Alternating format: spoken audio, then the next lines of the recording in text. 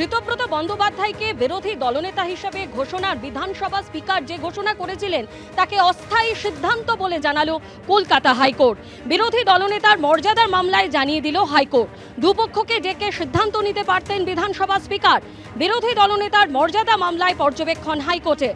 Single বেঞ্চে মামলার নিষ্পত্তি পর্যন্ত ঋতব্রত বন্দ্যোপাধ্যায় বিরোধী দলনেতা। 2 মাসের মধ্যে মূল মামলার নিষ্পত্তি করবে সিঙ্গেল বেঞ্চ। ততদিন বিরোধী দলনেতা থাকবেন ঋতব্রত বন্দ্যোপাধ্যায়। সমস্ত অভিযোগের নিষ্পত্তি হবে হাইকোর্টের সিঙ্গেল বেঞ্চে, জানালো কলকাতা হাইকোর্ট। এ বিষয়ে আইনের যা খুঁটিনাটি সেগুলি বিশিষ্ট আইনজীবী কল্যাণ বন্দ্যোপাধ্যায় তিনি আপনাদের সামনে ডিটেল বলবেন।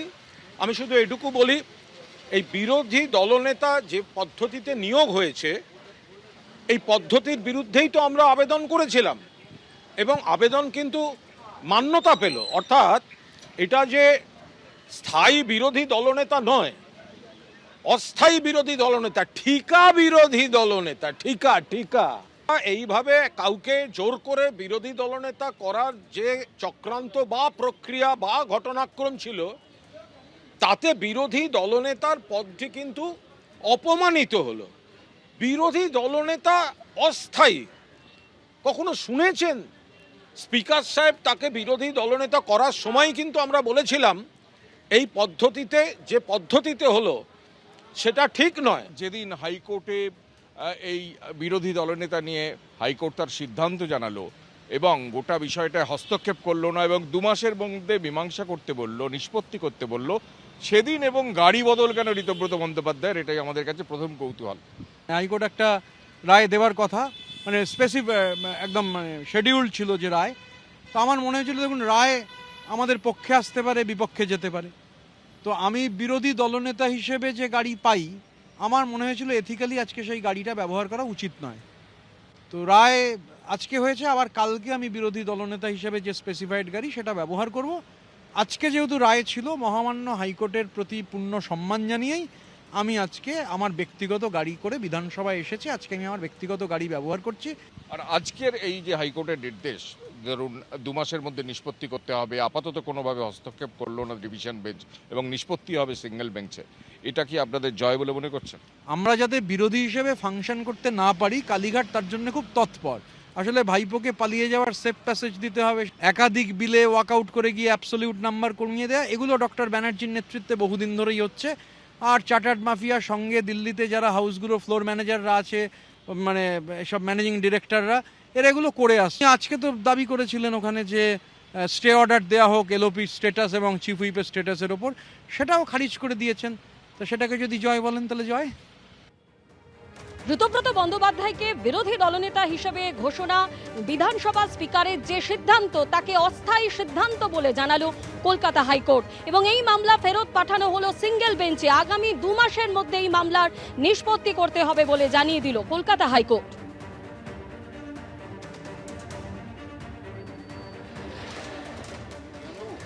আদালত যখন বলেছে যে হস্তক্ষেপ করবে না ডিভিশন বেঞ্চ, অতএব যে ম্যাক্সিমাম বিধায়ক যার পক্ষে তাকেই আমাদেরকে মেনে নিতে হবে। আমাদের কাছে ঋতব্রতও যা, পরমব্রতও তা, অনুব্রতও তা। দেখুন সিঙ্গেল বেঞ্চের অর্ডার এক কথাই আমি বলবো যেটা সে স্ট্যান্ড করেছে। তো সিঙ্গেল বেঞ্চ বলেছিল যে ঋতব্রত বাবুই বিরোধী দলনেতা, আর যে সমস্ত সমস্যা যেগুলো ডিভিশন বেঞ্চ পাঠিয়েছে সিঙ্গেল বেঞ্চের কাছে, আদালতের বিষয়, আদালতের মতো চলবে। কোর্টের রায় তো হাইকোর্টের রায়, তার মতো কিছু বলার নেই আমাদের। হ্যাঁ, আমাদের তিনি আগেকার যে রায়, আগে যে ঘটনাটা ঘটেছিল সেটাকে উনি মানে টেম্পোরারি মানে অবস্থান বলে জানিয়েছেন। এটা একটা খুব বড় ব্যাপার। কোর্ট এই ধরনের কথা বলেছে যখন, ভবিষ্যতে সিঙ্গেল বেঞ্চ 2 মাস পরে হিয়ারিং করে রায় দেবেন। আমরা অপেক্ষায় থাকবো। কোর্টের বলার উপর কি বলতে চাই না। একটা দল করেছিলাম, নেত্রীর প্রতি ভরসা রেখেছিলাম। নেত্রীকে আমরা বলেছিলাম যে এই সরকারের পতনের পরে আমাদের আত্মবিশ্লেষণ হওয়া দরকার ছিল, কিন্তু সেই আত্মবিশ্লেষণ না করে আমরা যেটা উপলব্ধি করেছিলাম এই নির্বাচনে হারার পেছনে অনেকগুলো কারণের মধ্যে তার আত্মীয়র একটা সম্পর্ক ছিল। আমরা বলেছিলাম এই জায়গায় তোমাকে সজাগ হতে হবে। তো আমরা যখন আওয়াজ তুলেছিলাম যে তোমার রক্তের সম্পর্ক চাও না কর্মীদের চাও, নেত্রী আমাদের প্রত্যাখ্যান করেছে বলে নেত্রীর কাছ থেকে তো উনি আমাদের সরে যেতে বাধ্য করেছেন। আমরা বিগত সরকারে থাকার পর একটা বৃহত্তম রাজনৈতিক দল আমরা, সেখানে কিন্তু আমরা আত্মবিশ্লেষণ করতে পারলাম না, যার জন্য আমরা নির্বাচনে ভর দিবে হলো তাকে দাঁড়িয়ে আবার নেত্রী বলছে তাকে স্যালুট করো, তাকে সম্মান জানাও। এটাই তো আমাদের প্রতিবাদ ছিল। আমরা নতুনভাবে বেরিয়ে এসে আমরা অরিজিনাল তৃণমূল কংগ্রেসের যে দাবিটা করছি, আশা করি নির্বাচন কমিশন আমাদের স্বীকৃতি দেবে এবং যখনই আমরা স্বীকৃতি পেয়ে যাব, আমাদের সিম্বল পেয়ে যাব, আমাদের আন্দোলন বিজেপির বিরুদ্ধে, বিজেপির স্বজনপোষণ দুর্নীতির বিরুদ্ধে মানুষ দেখবে। এবিপি আনন্দ, এগিয়ে থাকে, এগিয়ে রাখে।